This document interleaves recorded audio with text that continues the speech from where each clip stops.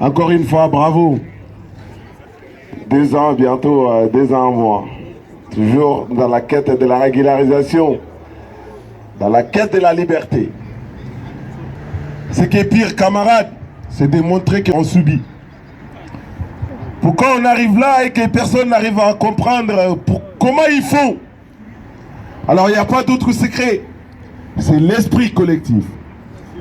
Il y a toujours quelqu'un qui est plus fatigué que l'autre. Il y a toujours quelqu'un qui a plus froid que l'autre. Il y a toujours quelqu'un qui est des fois plus découragé que l'autre. Qu'est-ce qui va faire que cette personne-là reste? C'est l'esprit collectif. Alors on agit collectivement depuis le début. Avec les soutiens, bien évidemment. Merci les soutiens. Ça fait longtemps on n'a pas dit. Il faut remercier toutes les militantes et militants qui voient bien la cause et qui la soutiennent, qui le voient comme un combat de la classe ouvrière. Il faut remercier tous ces gens-là. Alors, merci à vous. L'honneur vous appartient, parce que vous n'êtes jamais éloigné de la vérité. Alors, la honte pour ceux qui nous dénigrent, qui nous insultent, qui nous discriminent nuit et jour aux émissions télé, à la radio. La honte à eux. La honte à eux parce qu'ils savent que si le pays tient, c'est grâce à ces travailleurs de l'ombre. Camarades, les camps d'en face, on a une grosse différence. La différence, elle est quoi? Ils ont toujours eu quelqu'un sur qui compter. Depuis le début. Qui parmi vous a quelqu'un sur qui compter? Personne. Par contre, vous avez des personnes qui comptent sur vous. Raison pour laquelle nous sommes là et raison pour laquelle vous êtes là. Alors cette raison-là, c'est ça qui nous motive. C'est ça qui nous pousse à aller. C'est ça qui donne de l'essence. C'est ça qui donne du carburant. La petite sœur, les petits frères, la maman, les papas, la femme, les enfants qui sont restés, toutes ces personnes-là comptent sur nous. Et on va y arriver. Qu'est-ce qu'on demande aujourd'hui? La réponse, elle est tout simple. On demande un papier. C'est une lutte contre l'exploitation pour demander la régularisation. Je vais dire autrement, qu'est-ce qu'on veut? On veut un droit qui est déjà acquis. On veut un droit qui est déjà acquis comment? C'est l'État qui nous a dit pour être régularisé dans le cadre du travail, présentez-nous les feuilles de paie. On s'est débrouillé pour travailler. On a accepté toutes les conditions. L'exploitation, l'insulte, l'indignation, le vol de nos sueurs. On a tout accepté. Et qu'est-ce qui se passe aujourd'hui? C'est qu'ils nous demandent les feuilles de paie. Aujourd'hui, ils utilisent les boucles émissaires. Ils utilisent des Richebourg qui a été mis hors des murs parce que la Poste dit que des Richebourg les a trahis. C'est même pas vrai. Mais admettons. Des Richebourg qui a été mis hors des murs en disant qu'il a fait trahison en amenant les travailleurs en situation irrégulière. C'est pas rien. Et les camps d'en face disent que ces liens n'existent pas. Ils disent que ces liens n'existent pas. Parce qu'il me semble qu'ils ont un tableau toujours, on a 10 000 fois, on va redire. Ils ont un tableau avec le nom de l'alliance des camarades. Ils disent même, Richebourg a dit, telle personne n'a pas travaillé, son alliance a travaillé. C'est quoi ça? Aujourd'hui, ils sont dans un silence. Il n'y a pas de discours, s'ils nous reçoivent, ils nous reçoivent pour ne rien dire. Jusque-là, nous, on n'a pas vu une volonté de régler ces conflits-là. On ne l'a pas vu, et c'est vrai. Moi, je disais au début de la lutte que pour travailler dans une préfecture, il faut être diplômé en mensonge. Et c'est vrai. Il faut savoir baratiner les gens. Il faut savoir mettre à l'envers aux gens pour avoir des postes comme ça. Et nous, ça ne va pas marcher. On s'est lancé, on était conscient qu'on peut se confronter à toutes ces difficultés-là. La semaine dernière, je disais là en soniqué, pour que l'enfant marche, combien de fois il tombe? Plusieurs fois. Tombe plusieurs fois. Mais s'il refuse de se lever en disant si je me lève, je vais tomber, va-t-il marcher? Il ne va pas marcher. Donc une femme, quand elle tombe enceinte, elle attend combien de mois? 9 mois. Si on veut avoir le bébé tout de suite, c'est pas possible. Une fois que le bébé est là, il faut s'occuper, il faut s'occuper. jusqu'à ce qu'il devienne une personne. Alors tout ça pour vous dire, pour obtenir une chose dans la vie, c'est pas un claquement de doigts. Il faut se battre. Il faut se battre. Quand on veut quelque chose, on peut l'avoir. Ça ne veut pas dire qu'on a toujours ce qu'on veut. On peut ne pas l'avoir. Mais même si on n'a pas, on l'a. Parce que l'échec, ça fait partie. Ça doit nous apprendre. L'élite en France aujourd'hui, il n'y a pas que ça. Mais celle-là, c'est la meilleure. Celle-là, moi je peux dire, il n'existait pas une élite en Europe comme celle-là. 23 mois, tout le monde soudé, solidaire, unis comme une poignée. On ne trouve pas ça n'importe où. Hein. Cette félicitation-là, c'est pour vous, camarades. Jusque-là, vous vous êtes montrés solidaires. Vous vous êtes montrés courageux. Vous avez dit c'est difficile, c'est difficile. 3 hivers devant Chronopost d'Alfortville. Vos entreprises continuent à exploiter les personnes en situation irrégulière et vous vous tenez à les maintenir dans cette irrégularité-là. Et vous fabriquez d'autres personnes et les mettre dans la situation irrégulière. Et vous nous demandez de se taire. C'est pas possible. Parce que la seule responsabilité que la Poste et ses sous-traitants pouvaient faire, c'est donner les papiers nécessaires aux camarades. Et la seule responsabilité, le minimum que la préfecture pouvait faire, c'est ouvrir les guichets régularisés.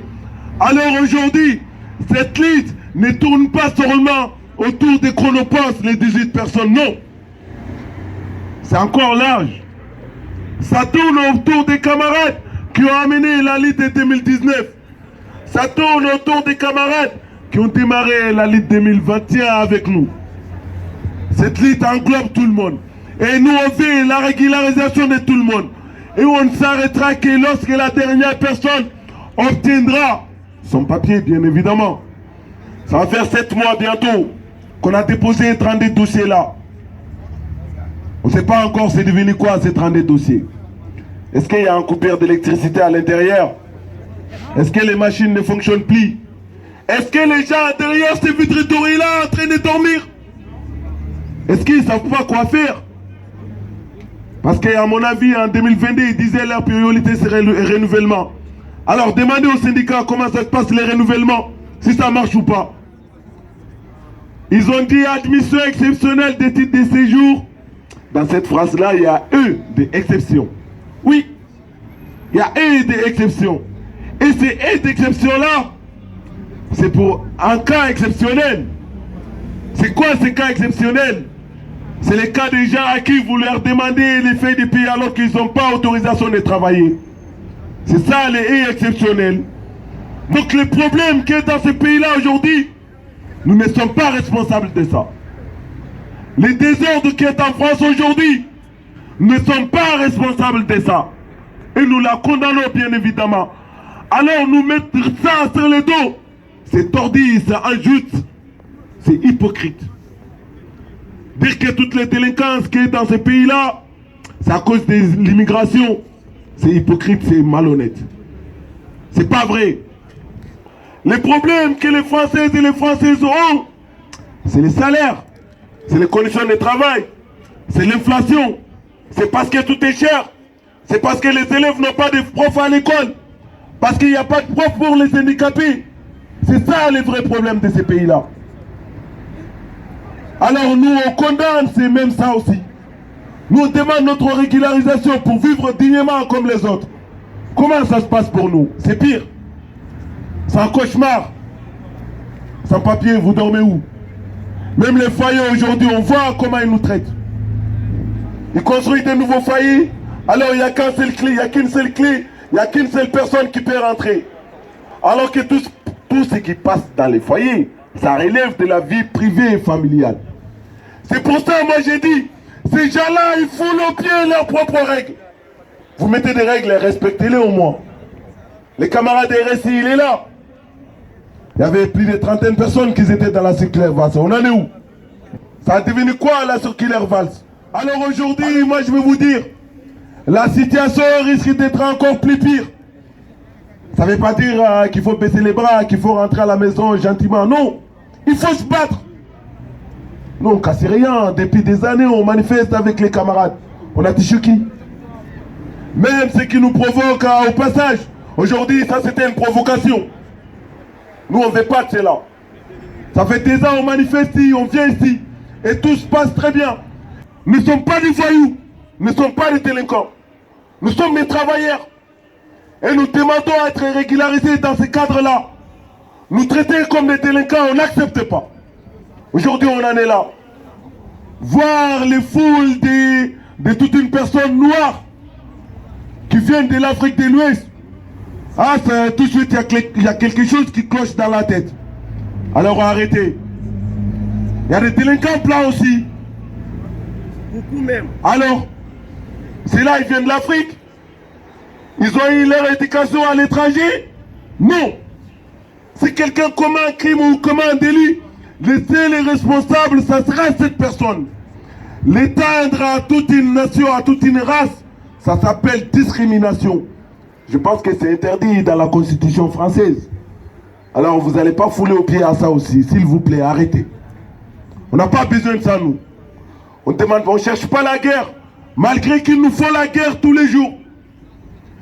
Il nous faut la guerre par dématérialisation. Il nous faut la guerre en ne voulant pas nous recevoir.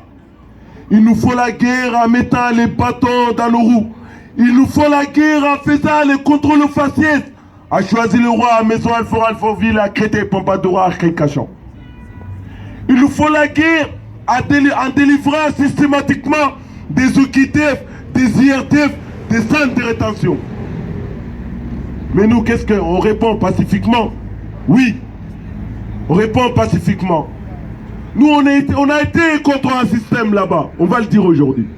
C'est pour ça qu'on en est là. Contre les dirigeants dirigés de là-bas.